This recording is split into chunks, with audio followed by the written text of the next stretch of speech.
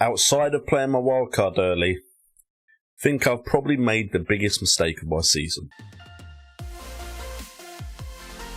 Hello, hope you're having a great Monday. What is up, guys? And welcome to FPL Today and the FPL Team Selection video for Game Week 10, where we go over briefly how I did in Game Week 9 and then look forward to what moves I'm going to make in Game Week 10 and hopefully help you guys out with your moves for Game Week 10 as well. But before we get into the video, as usual, if you want to support the channel out in any way, all of these options are free. You just hit that like button, subscribe, and hit that bell for FPL. And let's get straight in to today's team selection video. So guys, I was patient for all of international break, holding my transfers, watching the prices rise, watching the prices fall. Saturday morning, I wake up, set my alarm, get up, sit in front of my computer, and I make two transfers. Salah and Trent out for Chilwell and Bruno Fernandes. Now, we all know how those two transfers went, and I went, you know what, 9 o'clock, 9:30ish, I'm just going to put the computer to the side. I'm not going to touch it. Going to leave it at that. No hits. Then, of course, I went on Twitter. Big mistake. And I decided that overall, I'm going to want Kevin De Bruyne, and I have other transfers I need to make next game week. So I brought in Kevin De Bruyne for Heung-min Son. And then I also thought, you know what, I want to get off Spurs options just because I think there could be more points elsewhere, and I needed money available for some other transfers. So I took out Kane for Bamford. This all going against what I decided at around 9 to 9:30. So, not the best game week, but we'll get into a little bit more detail as we start off with those players that did score points for me, and defence is looking a lot better than it has looked. We managed to get 2 clean sheets with Cresswell and Chilwell both returning the clean sheet points. Chilwell close to also scoring a goal. In midfield, we only had 1 return so far. We do still have some players to play, but Bruno Fernandes did return. Fernandes managing to get the second penalty in because apparently he had to retake. I've not unfortunately watched the games yet, but happy to have brought in someone that scored points when Salah couldn't score any points because he wasn't playing. And the fact that he had 4 shots on goal, 2 on target, 2 from inside the box, with the 1 big chance most likely being the penalty, and 6 key passes with 2 big chances created. I'm quite happy with Bruno Fernandes being on the side, and he's been someone that I've wanted in my team for a while. And then up front, we had 2 of my strikers return. We had Werner, who I did give the captaincy armband to, returning with an assist. However, in the game, he looked a lot more dangerous than that and could have got some more points. There was a chance where he could have either scored or assisted to Ziyech, but had a pretty lame pass to Ziyech, which was cut out by a Newcastle defender.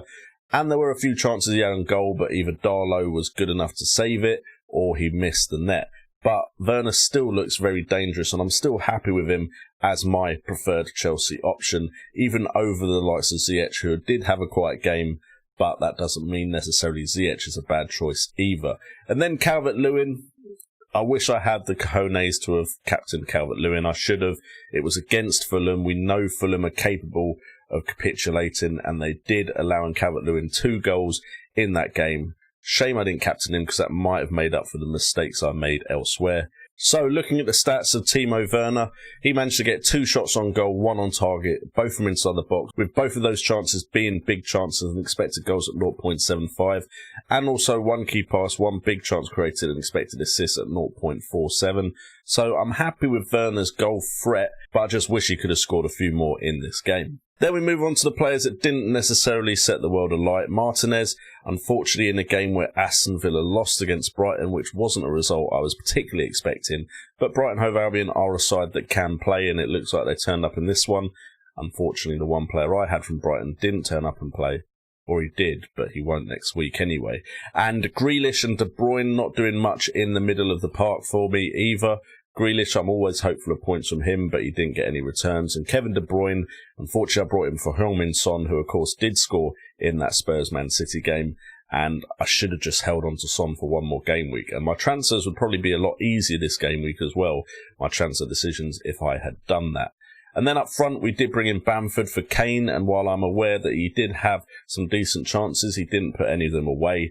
and that is very unfortunate for me because I needed those points, having made that minus hit to bring in Bamford. We still have Mitchell and Podence to play. However, of course, I am concerned about Mitchell. The reason he's in there because I think Palace's defence could keep a clean sheet against Burnley. I wish Taylor was my first sub instead of Lamptey, but I went with the more attacking option as far as my first sub, and that would mean a -1 coming in off the bench if Mitchell doesn't play. And with Podence, I'm hopeful. It is Wolves at home, but what will probably happen is Podence will start to look good in the second half and get substituted off before he scores any points. So far I'm sitting on 54 points with a -8, unfortunately, putting me to 46 points overall, with the game week average being 47.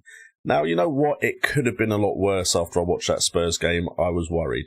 I was very, very worried indeed. And while De Bruyne and Bamford both haven't returned me points, at least I got a total of 19 points with my other two transfers for Trent Alexander-Arnold and Salah. Overall points is now at 509 with an overall rank of 628,099th place. But that could have been a lot better, and we'll probably be looking at a green arrow if we take off that -8 and add on to it Kane's assist and Son's goal.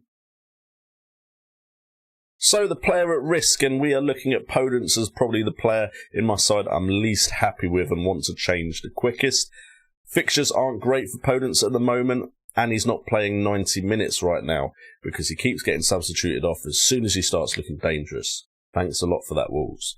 Wolves also, I don't think, are the best attacking outfit in the Premier League right now to be having a cheap option from. I think the likes of Leeds probably offer more value there. But, however, I have bench issues with the likes of Mitchell and Burke still on my bench or in my starting 11.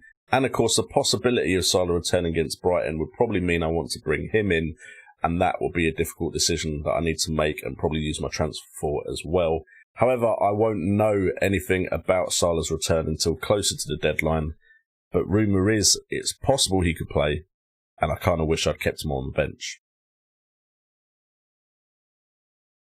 So guys, before we do move on to my team in Game Week 10, if you do want the stats that we use here on FPL Today available to you, do please go and check out partner of the channel, Fantasy Football Hub. All the data on FPL Today is taken from the Fantasy Football Hub, with tools such as player comparison to choose the best players out of two options, Opta-Stats tables to see who could be hitting form soon and who will be amongst the goals, and a fixture ticker so you know who has not just the form but also the fixtures to match, and so much more, like articles and coverage of other fantasy football games. Ask yourself why you haven't joined the Fantasy Football Hub. It's just £2 a month to unlock your FPL potential. So if you are interested in Fantasy Football Hub, it will be the top link in the description down below, and if you do sign up, it does support the channel and it will be much appreciated. So moving on to Game Week 10, and I now find myself in a bit of a situation because I was planning a specific transfer, and that was going to be Cancelo in for this game week. However, with Salah's possible return, if I wanted to do both of those transfers, that would be a -4, which I'm not too keen on taking a minus after the dreadful return of my -8 in Game Week 9. Also, still do have the issues of Mitchell and Burke, which seems to be an ongoing issue on this series every single game week. But the team we are going into Game Week 10 with at the moment is Martinez in goal with West Ham United away. Now, there's the possibility of a clean sheet here. Against Sheffield United, West Ham only managed to score 1, so I'm hopeful. But I'm hopeful for a 0-0 draw, really, because I don't have any West Ham attacking options, and Cresswell is also making the side. A 0-0 draw would be a perfect result for me in this one. We have Chilwell coming up against Tottenham Hotspurs. That'd be a very interesting game. I don't know which way that will go. Both sides are looking decent at the moment. And then Mitchell, unfortunately, has the best fixture out the rest of my defenders with Newcastle at home. So if he plays today in the Monday night game, then I'll be very, very interested in keeping Mitchell, and that would make my life a little bit easier as far as transfers elsewhere. However, of course, if Cancelo does come in, then will I actually play Mitchell? That would be a decision I need to make. But Newcastle at home, definitely a fixture I want to keep my Crystal Palace asset for if he is starting. Then in midfield, we have Kevin De Bruyne with Burnley at home. Now, this is the kind of fixture that I brought Kevin De Bruyne in for. Am I a little bit disappointed I didn't bring in Sterling now? Yes, because De Bruyne didn't do anything in game week 9. And I know Sterling didn't start, but Sterling was the punt I wanted to go with as my Man City option. We have Bruno Fernandes with Southampton away, which potentially could be good for Man United because Southampton could leave space in behind. So I don't particularly want to transfer Bruno Fernandes out for this fixture. However, if I do want Salah in, it's probably De Bruyne or Fernandes that has to make way. Another thing I wish I hadn't got talked into was getting rid of Salah. If he does play against Brighton Hove Albion, I'll be very disappointed with that. And then we have Podence with Arsenal away. We know what an issue he is for me. And Grealish with West Ham United away. Now, if West Ham are going to concede, I need Grealish to be involved in all of those goals. Going to be a difficult watch for me, that game. And then up front, we do have Patrick Bamford, of course, with Everton away. Now, this is a fixture where initially I wasn't too sure about, but having watched a bit of the Everton game, especially more of the second half than I did the first, against Fulham, Everton's defence didn't look that solid. Let's not talk about another Fulham penalty miss. But I think Leeds could get something from this game. It would be a very interesting game. And who would have thought I'd be saying 10 game weeks into this season that Leeds versus Everton is a very interesting game to me in the Fantasy Premier League. Because, of course, I've also got Calvert-Lewin. And again, Leeds' defence did okay against Arsenal, but we know Leeds' defence do leave a lot of space, and the likes of Richarlison, Digne, Alex Iwobi, if they play that wing-back system, could do some damage against this Leeds defence. And a high goal-scoring match with both of these players scoring would be perfect for me. And then, of course, Timo Werner with Tottenham Hotspurs at home as well. Ideally for me, a big Chelsea win in this fixture will be the best result, purely because I don't have any Spurs assets anymore. But this would have been a very interesting game if I still had Son and Kane as well. On the bench, we of course have Taylor with Man City at home, but of course he does have a little caution on him. Now we'll see if he plays in the Monday night games, and if he does, then he's probably sticking around. And then Burke, who is a big issue for me, but does have West Brom in the next fixture, and if he does just turn up in that one, that would be brilliant. Please, please, Sheffield United, you can play him. He's a decent player. And then, of course, we've got Lamptey, who won't feature, and because of his red card, is it time to consider moving to someone other than Lamptey? Because, let's be honest, Brighton Hove Albion aren't keeping that many clean sheets, and maybe there is a better option than Lamptey out there.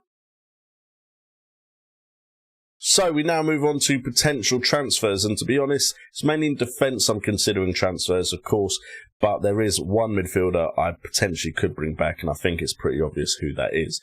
But we'll start off the potential transfers with Digne being a consideration at 5.5 million. Now, after watching them against Spurs, not too keen on Man City's actual defensive ability, but Cancelo does offer some attacking and creativity threat. He has had 3 shots on goal in the last 6. His expected goals isn't great at 0.06, but he has got 1 assist from 15 key passes and 2 big chances created. So Cancelo is someone I'm interested in, and I think they're more likely to keep clean sheets against their up-and-coming opposition than they are against Spurs.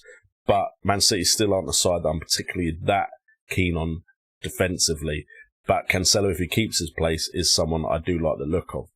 Then we have Kilman at 4.3 million. Now, he is just a cheap option to bring in for the likes of Mitchell, maybe Lamptey, to be a replacement for them, purely because Wolves still are a decent defensive outfit. Not really interested in any of their attack. It is Arsenal away next, who haven't seemed to offer much going forward either.